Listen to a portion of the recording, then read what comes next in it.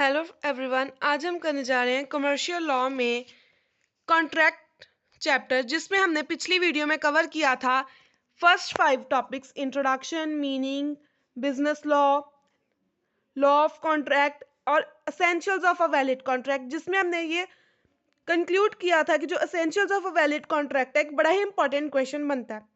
आज हम करने जा रहे हैं classification of contract, means contract किन किन तरह के होते हैं, कौन से टाइप्स के होते हैं कॉन्ट्रैक्ट्स, उनकी हम आज काइंड्स करेंगे। एक बार हम ओवरव्यू ले लेते हैं कि पिछली वीडियो में हमने कॉन्ट्रैक्ट क्या पढ़ा था। कॉन्ट्रैक्ट क्या होता है? एक एग्रीमेंट जिसमें लॉ इन्फोर्स हो, मींस जिसमें लॉ इन्वॉल्व हो, वो होता है हमारा कॉन्ट्रैक्ट। और इंडियन कॉन्ट्रैक्ट एक्ट 1872 चलता है हमारे इंडिया में, जिसकी जितने भी प्रोविजंस हैं, सेक्शंस हैं, उनके अकॉर्डिंग जो है वो हम अपना काम करते हैं।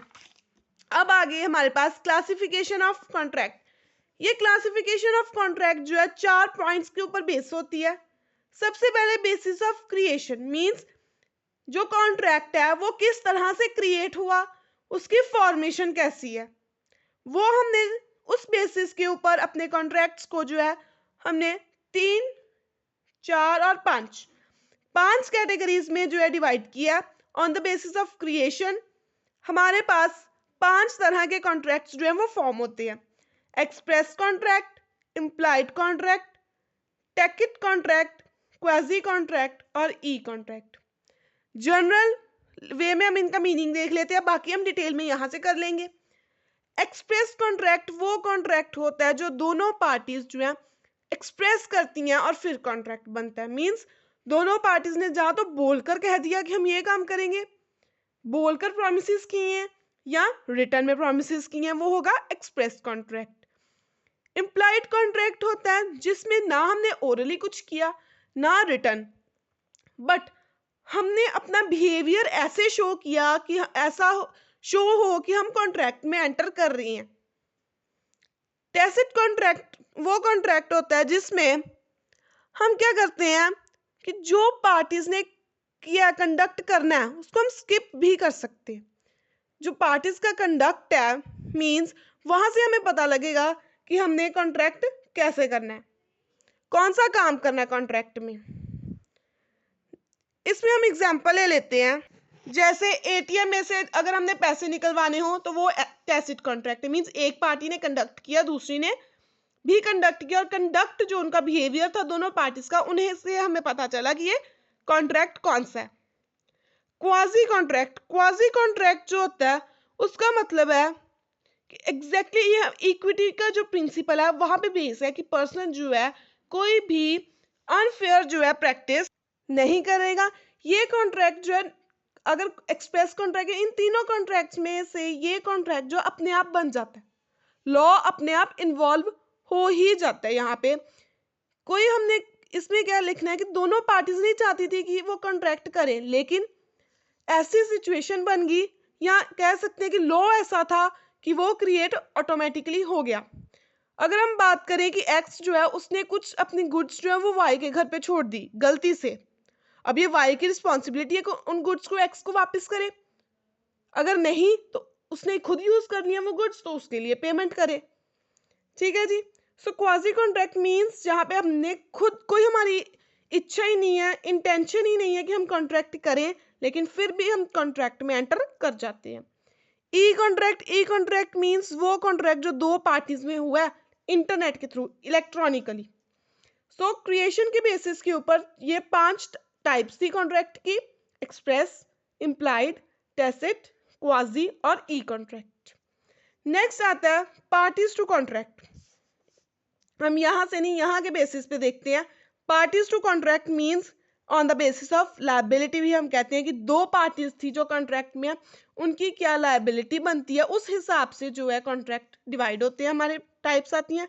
एक होता है बाइलेटरल कॉन्ट्रैक्ट, एक होता है यूनिलेटरल कॉन्ट्रैक्ट। बाइलेटरल कॉन्ट्रैक्ट वो कॉन्ट्रैक्ट होता है जिसमें दोनों ही पार्टीज जो है वो परफॉर्म करती हैं, अपना प्रॉमिस पूरा करती हैं। यूनिलेटरल में क्या होता है, एक पार्टी परफॉर्म करती है और दूसरी अभी नहीं कर रही, वो बाद में करेगी। यहाँ कंडक्ट जो है, परफॉर्म जो है वो एक ही पार्टी ने करना है, दूसरी ने नहीं करना। सो पार्टीज टू कॉन्ट्रैक्ट के बेसिस पे हमारे पास दो तरह के कॉन्ट्रैक्ट आते हैं, बाइलेटरल और यूनिलेटरल। नेक्स्ट आता है हमारे पास time of performance of contract means execution. Execution means जब हमने उस कॉन्ट्रैक्ट को कंडक्ट करना है, एग्जीक्यूट करना है। सो उस टाइम के बेसिस के ऊपर भी हमारे पास तीन आते हैं। एग्जीक्यूटेड कॉन्ट्रैक्ट मींस वो कॉन्ट्रैक्ट जो ऑलरेडी पूरा हो चुका है, एग्जीक्यूटरी कॉन्ट्रैक्ट वो कॉन्ट्रैक्ट जो अभी पूरा हो रहा है, और partly executory and partly executed contract means आधा कॉन्ट्रैक्ट पूरा हो चुका है, आधा भी हो रहा है। So time of performance of contract के बेसिस पे हमारे पास तीन आते हैं, फर्स्ट एग्जीक्यूटेड, सेकंड एग्जीक्यूटरी और third partly executed and partly executory.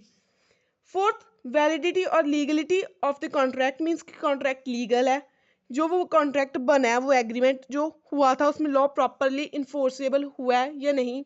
उस बेसिस के ऊपर भी हमारे पास 5 कॉन्ट्रैक्ट्स की टाइप्स आती हैं। पहली वैलिड कॉन्ट्रैक्ट, जो कानून जो है उसको यस कर दे जिस कॉन्ट्रैक्ट को कि हाँ ये एक्यूरेट है कॉन्ट्रैक्ट, सही बना है कॉन्ट्रैक्ट। वॉइड कॉन्ट्रैक्ट, वो कॉन्ट्रैक्ट जिसमें कुछ गलती हो गई उसकी वजह से वो कैंसिल हो गया, मींस वो अब रीस्ट्रेन कर दिया गया, अब वो नहीं चल सकता कॉन्ट्रैक्ट। वॉइडेबल कॉन्ट्रैक्ट, दो पार्टीज हैं उनमें से जिस पार्टी को नुकसान हुआ कॉन्ट्रैक्ट पूरा ना होने की वजह से, या जो प्रोमिस किए थे, कुछ भी अगर कॉन्ट्रैक्ट में गड़बड़ी आई और जिस पार्टी को नुकसान हुआ उस पार्टी के ऊपर अब डिपेंड होगा कि वो कॉन्ट्रैक्ट कंटिन्यू करेगी या नहीं। तो ये जो ऑप्शन है उसे हम कहते हैं वॉइडेबल कॉन्ट्रैक्ट। नेक्स्ट आता है अनफोर्सेबल कॉन्ट्रैक्ट मींस जिसको हम फोर्स में नहीं ला सकते, जिसको हम कर ही नहीं सकते क्योंकि उसमें जो कोई है टेक्निकल डिफॉल्ट आ गया या कुछ गड़बड़ी हो गई। इलीगल कॉन्ट्रैक्ट जो स्टार्टिंग से ही इलीगल है, जिसमें जिसने लॉ की जो है वो तोड़ा है, लॉ को कानून तोड़ा है, उसको हम कहेंगे इलीगल कॉन्ट्रैक्ट। जैसे स्मगलिंग के लिए कॉन्ट्रैक्ट बनेगा वो इलीगल होगा। सो वैलिडिटी और लीगैलिटी ऑफ कॉन्ट्रैक्ट के बेसिस पे भी हमारे पास 5 जो है टाइप्स आती हैं कॉन्ट्रैक्ट की, वैलिड, वॉइड, वॉइडेबल, अनफोर्सेबल और इलीगल। सो अब इनको हम जो है ओवरव्यू हमने ले लिया, अब डिटेल में पढ़ लेते हैं कि जो हमारी बुक है उसमें लॉ के अकॉर्डिंग इन्हें कैसे लिखा उन्होंने। सबसे पहले फॉर्मेशन के बेसिस पे आता है express contract. Contract is said to be express contract जब जो टर्म्स है उस कॉन्ट्रैक्ट की वो दोनों पार्टीज ने एक्सप्रेसली एग्री की है, मींस खुद बोल के एग्री की है, ओरली चाहे राइटिंग में। जैसे हमने कहा था, एग्जाम्पल ली थी ए और बी की। ए ने ओरली कहा बी को कि मैं तुम्हें 20,000 रुपीज दूंगा और तुम मुझे बुक्स देना। ये उनका क्या हो गया, ओरली उन्होंने एक्सप्रेस किया। राइटिंग में अगर यही वो एक राइटिंग पे पेपर पे लिख देते और उस पे दोनों अपने साइन कर देते तो वो क्या होना था, राइटिंग में कॉन्ट्रैक्ट हो जाना था। सो नेक्स्ट आता है इम्प्लाइड कॉन्ट्रैक्ट, वो कॉन्ट्रैक्ट जो एग्जिस्टेंस में आता है कैसे, बाय एक्ट्स, कंडक्ट मींस हमारे बिहेवियर से, हमारी डीलिंग से उन्हें पता चल जाता है कि हम कॉन्ट्रैक्ट में एंटर कर रहे हैं, ये रिटर्न में या ओरल में नहीं होता। फॉर एग्जाम्पल उन्होंने कहा कि अगर एक्स है किसी भी रेस्टोरेंट में जाकर कॉफी का कप ले रहा है तो कॉन्ट्रैक्ट हो गया एक्स और रेस्टोरेंट के बीच में। एक्स ने इसको पैसे दिए, एक्स ने इसको मान लीजिए 550 की कॉफी थी, हो गया कॉन्ट्रैक्ट। एक्स ने इसको 50 रुपीज दिए और रेस्टोरेंट ने इसको क्या प्रोवाइड की, कॉफी का कप, मींस दोनों में कॉन्ट्रैक्ट हो गया। कंसिडरेशन भी है, रेस्टोरेंट की कंसिडरेशन क्या है, 50 रुपीज जो एक्स ने उन्हें दी है, और एक्स की कंसिडरेशन क्या है, जो रेस्टोरेंट ने प्रॉमिस किया कि वो उसको कॉफी देगा। अब सेकंड एग्जांपल है कि X gets into a public transport, जब एक्स जो है पब्लिक ट्रांसपोर्ट में चढ़ा तो सीट उसने वहां पे कवर आउट की, तो एक्स और पब्लिक ट्रांसपोर्ट के बीच में ऑटोमेटिकली कॉन्ट्रैक्ट बन गया, क्योंकि कोई भी जो है पब्लिक ट्रांसपोर्ट में वो उस बिना यूज किए तो नहीं चढ़ेगा उसके ऊपर, उसने यूज करना है इसलिए वो उसके ऊपर चढ़ा है। सो जो इम्प्लाइड कॉन्ट्रैक्ट है is deduced by from the acts और कंडक्ट्स ऑफ द पार्टी। कैसे हमें पता चलता है कि वो कॉन्ट्रैक्ट जो है इम्प्लाइड है, दोनों पार्टीज के कंडक्ट और उनकी एक्ट से, उनके बिहेवियर से। नेक्स्ट आता है हमारे पास क्वाजी और कंस्ट्रक्टिव कॉन्ट्रैक्ट। क्वाजी कॉन्ट्रैक्ट को हम कंस्ट्रक्टिव कॉन्ट्रैक्ट भी बोलते हैं, वो कॉन्ट्रैक्ट जिसमें कोई इंटेंशन नहीं होती पार्टीज की कि वो कॉन्ट्रैक्ट करें, लेकिन लॉ की तरफ से वो कॉन्ट्रैक्ट बन जाता है खुद ब खुद। ये जो है प्रिंसिपल ऑफ इक्विटी बेस्ड है कि कोई भी पर्सन जो है अनफेयर एडवांटेज नहीं लेगा cost of the other, at the cost of other means आप दूसरे को नुकसान पहुंचाकर अपने आप को फायदा नहीं ले सकते। ये इस प्रिंसिपल के ऊपर बेस्ड है ये वाला कॉन्ट्रैक्ट, कि अगर दो पार्टीज इन्वॉल्व हुई हैं तो दोनों पार्टीज ये नहीं कहेंगी कि मेरा फायदा हो जाए दूसरे के नुकसान पे। नेक्स्ट आता है टैसिट कॉन्ट्रैक्ट, मींस वो कॉन्ट्रैक्ट जो inferred from conduct of parties की पार्टी से के कंडक्ट से ही हमें पता चलता है कि ये कॉन्ट्रैक्ट कैसा है। Obtaining cash through ATM, ATM से हमने अगर कैश निकलवाना है, या अगर हैमर हमने डाउन कर दिया, फॉल कर दिया हैमर को, इट मींस वो चीज जो है बिक गई। सो कॉन्ट्रैक्ट से हमें टैसिट कॉन्ट्रैक्ट में ये हमें ऑटोमेटिकली पता चल गया कि जब हैमर गिरेगा तो ये सेल उस बंदे को बिक जाएगी, दोनों में कॉन्ट्रैक्ट बन गया। ई कॉन्ट्रैक्ट मींस जो साइबर कॉन्ट्रैक्ट्स भी हमें जिसको हम कहते हैं, या EDI contracts, mouse click contracts, क्योंकि माउस को क्लिक करना और साथ ही में कॉन्ट्रैक्ट हमारा हो जाना है। दो पार्टीज में कॉन्ट्रैक्ट होगा वो इंटरनेट के थ्रू। ये कॉन्ट्रैक्ट जो है एक्सप्रेस कॉन्ट्रैक्ट भी हो सकता है, मींस रिटर्न में भी हो सकता है, या फोन पे ओरली भी हो सकता है। नेक्स्ट आता है पार्टीज टू कॉन्ट्रैक्ट, मींस कि किन्होंने परफॉर्म करना है। बाइलेटरल कॉन्ट्रैक्ट और यूनिलेटरल। बाइलेटरल कॉन्ट्रैक्ट वो कॉन्ट्रैक्ट होता है जिसमें बोथ द पार्टीज जो है वो अपनी ऑब्लिगेशंस मींस रिस्पॉन्सिबिलिटीज ड्यूटीज जो है परफॉर्म करेंगी, प्रोमिसेस जो दोनों ने किए हैं। जैसे यहाँ पे ए और बी ने दोनों ने प्रोमिसेस किए 20,000 और बुक्स के लिए दोनों परफॉर्म करेंगे। यूनिलेटरल या वन साइडेड कॉन्ट्रैक्ट में क्या होता है कि जब एक पार्टी ने परफॉर्म कर दी अपनी ड्यूटी, लेकिन जो दूसरी पार्टी है उसकी अभी जो है ड्यूटी आउटस्टैंडिंग है, मींस उसने अभी परफॉर्म करनी है। एक्स ने खरीदी railway ticket Amritsar to Delhi जाने के लिए। एक्स ने अपनी ऑब्लिगेशन पूरी कर दी, अपनी ड्यूटी पूरी कर दी, फेयर पे करके टिकट के पैसे देकर, लेकिन अब रेलवे वालों ने अभी अपनी ड्यूटी पूरी करनी है क्योंकि उन्होंने अभी जो है एक्स को अमृतसर टू दिल्ली पहुंचाना है। सो यहाँ पे एक ही पार्टी ने अभी दो पार्टीज थी कॉन्ट्रैक्ट में, एक्स और रेलवेज। सो एक ही पार्टी ने अभी जो है कॉन्ट्रैक्ट पूरा किया, अपना कॉन्ट्रैक्ट में जो उसकी ऑब्लिगेशन थी कि उसने पैसे पे किए। दूसरी वाली ने अभी उनको सफर करवाना है अमृतसर टू दिल्ली, उसकी अभी ऑब्लिगेशन पड़ी है। सो ये क्या था, यूनिलेटरल या वन साइडेड कॉन्ट्रैक्ट जिसमें एक पार्टी ने तो अपनी ड्यूटी परफॉर्म कर दी लेकिन दूसरी ने अभी करनी है। नेक्स्ट आता है हमारे पास time of performance of contract, ठीक है, या कॉन्ट्रैक्ट हो चुका है या होने वाला है। उसमें सबसे पहले एग्जीक्यूटेड कॉन्ट्रैक्ट जिसे हम कहते हैं फाइनल कॉन्ट्रैक्ट, कि जब दोनों ही पार्टीज ने अपनी अपनी ड्यूटीज परफॉर्म कर दी हैं। जैसे इन्होंने बड़ी अच्छी एग्जांपल दिया, cash sales, on the spot cash sales है दोनों और आपको सामान मिल जाता है, दोनों ही पार्टीज जो है अपना काम पूरा कर देती है, प्रोमिसेस ड्यूटी अपनी पूरी कर देती हैं, वो होती हैं executed contract. According to the terms, अगर एक्स ने पे किए 1200 रुपए वाई को और वाई ने भी उसको साइकिल तभी दे दी, तो ये क्या हो गया, एग्जीक्यूटेड कॉन्ट्रैक्ट। अब एग्जीक्यूटरी में देख लीजिए यही एग्जांपल कि अगर एक्स ने तो 1200 रुपए 1200 वाई को पे कर दिए, लेकिन अभी वाई ने उसको साइकिल नहीं दी, वाई कह रहा है मैं तुझे 1 महीने बाद दूंगा साइकिल, तो ये कौन सा हो गया कॉन्ट्रैक्ट, एग्जीक्यूटरी कॉन्ट्रैक्ट, क्योंकि एक्स ने तो अपनी ड्यूटी परफॉर्म कर दी लेकिन अभी वाई ने करनी है। सेम एग्जांपल आप यहाँ पे रेलवे वाले भी लिख सकते हो। यहाँ पे जो एक्स है उसने तो अपनी ड्यूटी पूरी कर दी लेकिन रेलवे ने अभी अपनी ड्यूटी पूरी करनी है, मींस उसकी ड्यूटी अभी ड्यू है, सो एग्जीक्यूटरी कॉन्ट्रैक्ट हो गया। और इन दोनों को अगर मिलाकर करें कि जो कॉन्ट्रैक्ट पार्टली एग्जीक्यूटेड और पार्टली एग्जीक्यूटरी होता है, उसमें भी हम जो है रेलवे वाली एग्जांपल दे सकते हैं, क्योंकि एक ने अपनी ड्यूटी पूरी कर दी, एक्स के लिए ये एग्जीक्यूटेड कॉन्ट्रैक्ट है, लेकिन रेलवे ने अभी करनी है, सो उस हिसाब से ये एग्जीक्यूटरी कॉन्ट्रैक्ट है। नेक्स्ट आता है हमारे पास वैलिडिटी और लीगलिटी ऑफ कॉन्ट्रैक्ट। ये हमारे कॉन्ट्रैक्ट्स की लास्ट टाइप है।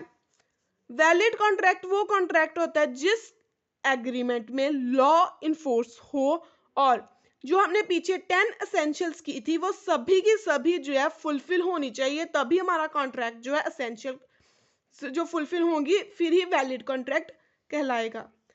नेक्स्ट आता है वॉइडेबल कॉन्ट्रैक्ट। ये ऊपर जितनी भी हमने एग्जांपल्स की ये सभी जो है वैलिड कॉन्ट्रैक्ट की एग्जांपल्स थी, क्योंकि इनमें पूरी की पूरी जितनी एसेंशियल्स चाहिए हमें वैलिड कॉन्ट्रैक्ट के लिए वो फुलफिल थी। नेक्स्ट आ गया हमारे पास वॉइडेबल कॉन्ट्रैक्ट। वॉइडेबल कॉन्ट्रैक्ट वो कॉन्ट्रैक्ट होता है जो दूसरी पार्टी के हिसाब से जो एग्रीव्ड पार्टी है, मींस जिसको नुकसान हुआ उस पार्टी के ऊपर डिपेंड करेगा कि वो कॉन्ट्रैक्ट आगे करना चाहती है या नहीं चाहती। यहाँ पे उन्होंने एक अच्छी सी डेफिनेशन भी दी हुई है कि वो एग्रीमेंट जो लॉ की तरफ से इन्फोर्सेबल है किसकी ऑप्शन के ऊपर, at one or more parties but not at the option of other party. Means दो पार्टीज ले लेते हैं हम, इसमें भी एग्जाम्पल ए और बी। ए ने इसको 20,000 रुपीज दे दिए, लेकिन अभी बी ने इसको बुक्स नहीं दी और इसकी वजह से ए को जो है नुकसान हो गया।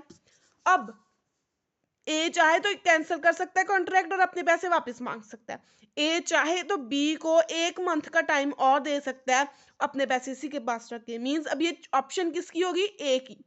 सो अगर तो ए जो है कॉन्ट्रैक्ट कैंसिल कर रहा है या वो 1 महीने का ऑप्शन उसको दे रहा है, मीन्स ये वॉइडेबल कॉन्ट्रैक्ट है कि कभी भी ए जो है इस कॉन्ट्रैक्ट को वॉइड डिक्लेयर कर सकता है, लेकिन उसने ऐसा नहीं किया।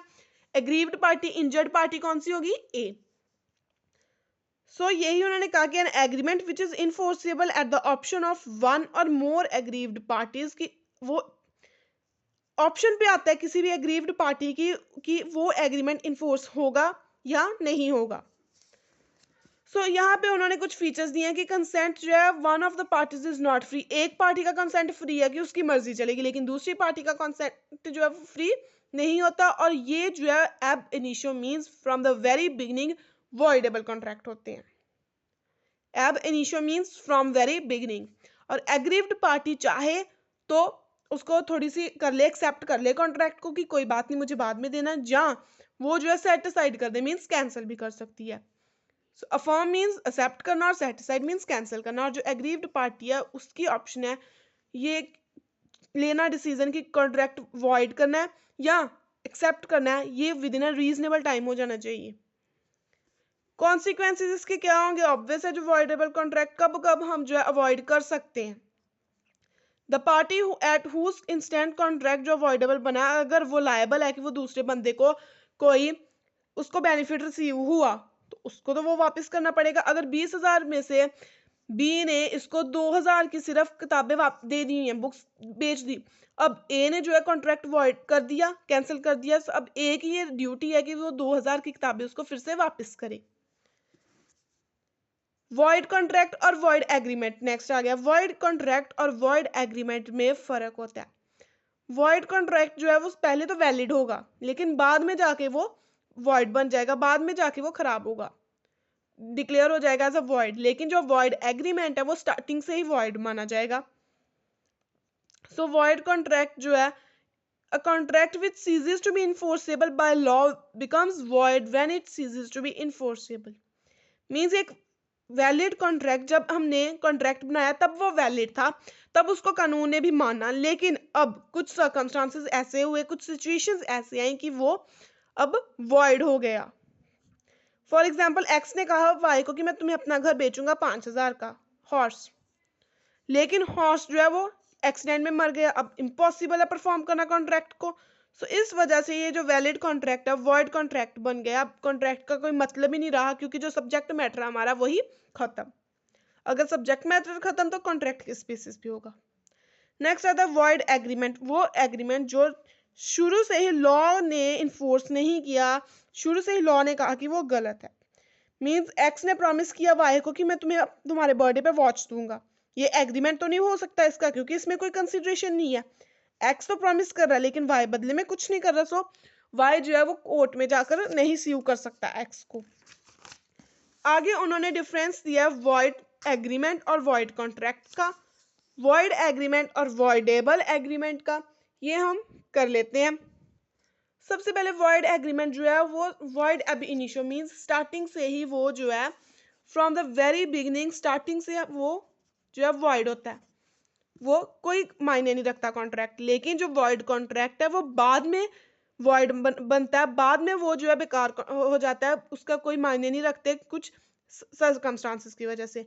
इसका रीजन क्या है, क्योंकि इसने कोई भी एक या फ्री कंसेंट अगर नहीं लिया दोनों पार्टीज का, या कोई भी एसेंशियल अगर कॉन्ट्रैक्ट की मिसिंग है तो। और ये वॉइड कब बनेगा, जब उसको परफॉर्म करना ही इम्पॉसिबल हो जाएगा उस कॉन्ट्रैक्ट के सब्जेक्ट मैटर को। इसमें कॉन्सिक्वेंसेज ये है कि अगर किसी भी पार्टी को बेनिफिट हुआ है उस कॉन्ट्रैक्ट एग्रीमेंट के अंदर, सो मे और may not be under the obligation, कि वो कोई उनके पास ऑब्लिगेशन, उनकी ड्यूटी नहीं है कि वो दूसरी पार्टी को वापस करे। लेकिन वॉइड कॉन्ट्रैक्ट में अगर किसी भी दोनों में से किसी भी पार्टीज को कोई बेनिफिट मिला है इस कॉन्ट्रैक्ट की वजह से, तो वो बेनिफिट जो है वो दूसरी पार्टी को वापस होगा जिसकी वजह से मिला है। नेक्स्ट आता है वॉइड एग्रीमेंट और वॉइडेबल कॉन्ट्रैक्ट। ये जस्ट आपकी रीडिंग के लिए, लेकिन फिर भी आपको इनके मीनिंग्स क्लियर होने चाहिए, क्योंकि जब आप क्वेश्चन करोगे तो आप इनकी एक्सप्लेनेशन वहां पर डाल सकते हो, लेकिन आपका वो अलग से आपको ये क्वेश्चन आए तो ये आपको नहीं आएगा। वॉइड एग्रीमेंट और वॉइडेबल एग्रीमेंट। वॉइड एग्रीमेंट वो होगा जिसमें जो है स्टार्टिंग से ही, बिगिनिंग से लॉ इन्फोर्स नहीं होगा, और यहाँ पे इन्फोर्स होना है नहीं होना किसकी ऑप्शन पे आएगा, एग्रीव्ड पार्टी की ऑप्शन पे आएगा। ये जो है हम सही नहीं कर सकते इस कॉन्ट्रैक्ट को, लेकिन इस कॉन्ट्रैक्ट को हम सही कर सकते हैं अगर एग्रीव्ड पार्टी कहे कि हाँ मुझे कॉन्ट्रैक्ट कंटिन्यू करना है। ये जो है validity of the collateral agreements को इफेक्ट कर भी सकता, नहीं भी करेगा। ये बिल्कुल नहीं करेगा एग्रीमेंट को, जो बाकी एग्रीमेंट्स है उसके साथ रिलेटेड, लेकिन ये करेगा। सो यहाँ पे पोजीशन कैसी होती है पार्टीज की, कि थर्ड पार्टी कोई भी राइट एक्वायर नहीं करती किसी भी पार्टी से। दो पार्टीज और तीसरी पार्टी अगर आकर कहे कि मुझे कुछ राइट है इसमें बोलने का, तो उसे नहीं होगा। थर्ड पार्टी यहाँ पे वैलिड टाइटल एक्वायर करेगी, क्योंकि दूसरे बंदे की दो पार्टीज है उनमें से एक पार्टी की वजह से जो है एग्रीमेंट वॉइड हुआ है। ए और बी है और सी आकर कुछ बीच में कह रहा है, तो ये वॉइड एग्रीमेंट में नहीं माना जाएगा, लेकिन वॉइडेबल एग्रीमेंट में माना जाएगा, क्योंकि गलती ए की है बी की नहीं, और सी को ये बात पता नहीं थी। सो कंपनसेशन, अगर one of the parties fails कि वो अपना प्रॉमिस परफॉर्म कर रही है, तो दूसरी पार्टी कोई कंपनसेशन नहीं ले सकती। लेकिन वॉइडेबल एग्रीमेंट में वो लेगी, वॉइड एग्रीमेंट में नहीं लेगी, क्योंकि यहाँ पे स्टार्टिंग से ही लॉ इन्फोर्स नहीं है। वॉइडेबल एग्रीमेंट में स्टार्टिंग में तो लॉ था, सो इसलिए वो कंपनसेशन ले सकती है। नेक्स्ट आता है हमारे पास इनफोर्सिबल कॉन्ट्रैक्ट, मीन्स वो कॉन्ट्रैक्ट जिसमें कोई टेक्निकल डिफेक्ट आ गया, मीन्स हमने स्टैंपिंग नहीं करवाई, रजिस्ट्रेशन नहीं करवाई, अटेस्टिंग नहीं करवाई, राइटिंग में नहीं है हमारा कॉन्ट्रैक्ट, और उसकी वजह से दोनों पार्टीज एक दूसरे को स्यू नहीं कर सकती, क्योंकि अगर ओरली कोर्ट कुछ नहीं मानेगी, रिटर्न में होगा तभी कोर्ट को जो है हम प्रूफ कर सकते हैं। अगर उस पर प्रॉपर स्टैंपिंग लगी होगी तभी हम प्रूफ करवा सकते हैं, अदरवाइज हम प्रूफ नहीं करवा सकते। नेक्स्ट इसमें एग्जाम्पल उन्होंने दी हुई है कि X borrows 500 rupees from Y and makes a promissory note and pays a 50 paise stamp on it instead of ₹1. So contract is do complete और वैलिड भी है क्योंकि उसने स्टैंपिंग ली, लेकिन इसमें टेक्निकल फॉल्ट आ गया कि उसने जो है अंडर स्टैंपिंग की, कि स्टैंप जो है प्रोमिसरी नोट की 1 रुपीज की लगनी चाहिए थी, ये वाली स्टैंप इसने कौन सी लगवा दी, 50 पैसे की। तो सो ये क्या था, अनइनफोर्सेबल कॉन्ट्रैक्ट, मीन्स सब कुछ सही है लेकिन फिर भी इसको कानून नहीं मानेगा। अनलॉफुल और लीगल एग्रीमेंट, इलीगल।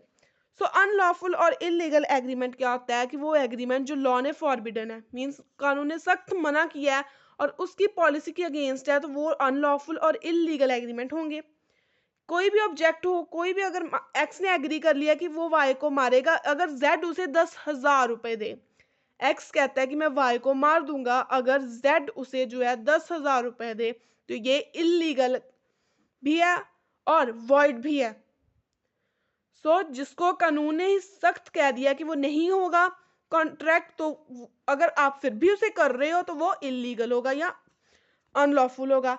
एक ये इंपॉर्टेंट लाइन है आपके जो आंसर में जरूर होनी चाहिए कि all the unlawful agreements are void but all void agreements are not unlawful, means कि वॉइड और अनलॉफुल में बड़ा फर्क है।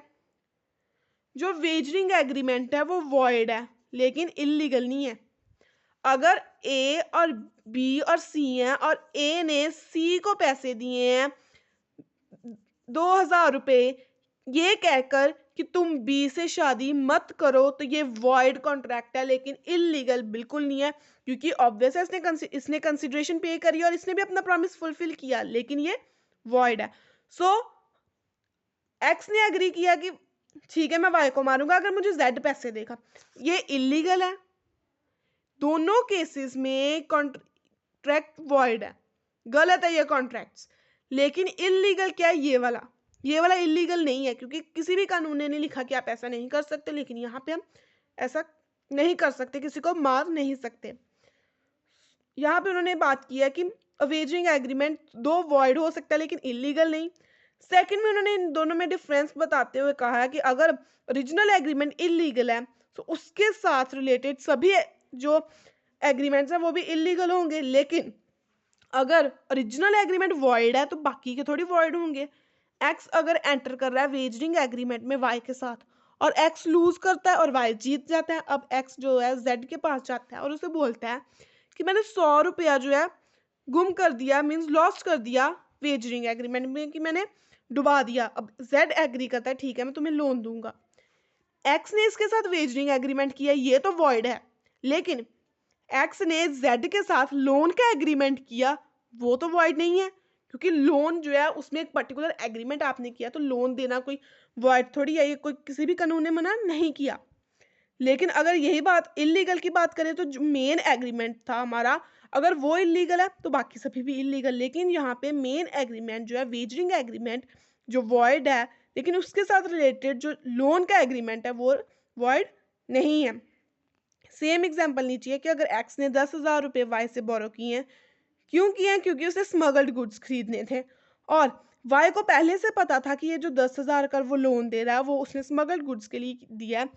सो जो एग्रीमेंट था एक्स और वाई के बीच, मेन एग्रीमेंट जो था स्मगलिंग का एग्रीमेंट, वो तो अनलॉफुल था और ये एग्रीमेंट भी अनलॉफुल था जो उसके साथ रिलेटेड था, क्योंकि वाई को पहले से पता था कि किस पर्पस के लिए वो लोन दे रहा है। इस वजह से जो स्मगलिंग एग्रीमेंट मेन एग्रीमेंट था उसके साथ रिलेटेड एक्स और वाई का जो लोन एग्रीमेंट था वो भी अनलॉफुल बन जाता है। सो ये था हमारा डिफरेंस अनलॉफुल एग्रीमेंट और वॉइड एग्रीमेंट में। सो आज हमने कवर आउट किया टाइप्स ऑफ कॉन्ट्रैक्ट, जिसमें हमने ये 4 टाइप्स पढ़ी कि फॉर्मेशन के बेसिस पे, parties to contract, time of performance और वैलिडिटी के बेसिस पे हमारे कौन कौन से कॉन्ट्रैक्ट्स होते हैं। प्लस हमने ये भी देखा कि इनमें छोटे छोटे पॉइंट्स में कैसे डिफरेंसेस आते हैं। एक ही एग्जाम्पल को आप कितनी जगह पे यूज कर सकते हो, बस थोड़ा सा उसको मॉडिफाई करना है। सो ये था हमारा फर्स्ट चैप्टर पूरा कंप्लीट किया जो आज हमने इस वीडियो में, जिसमें हमने कॉन्ट्रैक्ट पढ़ा क्या होता है, उसके करेक्टरिस्टिक्स, उसकी एसेंशियल्स और उसकी काइंड्स पढ़ ली। सो ये हमने बुक से समझा। अगर आपको प्रॉपर आंसर के नोट्स चाहिए तो आप कमेंट करिए, आपको वो भी मिल जाएंगे। नेक्स्ट चैप्टर हम जो है ऑफर एंड एक्सेप्टेंस, वो नेक्स्ट वीडियो में कवर आउट करेंगे। आई होप आपको आज का लेक्चर समझ आया हो, और चैनल को सब्सक्राइब जरूर करना और वीडियो को लाइक शेयर और कमेंट जरूर करना। Thank you.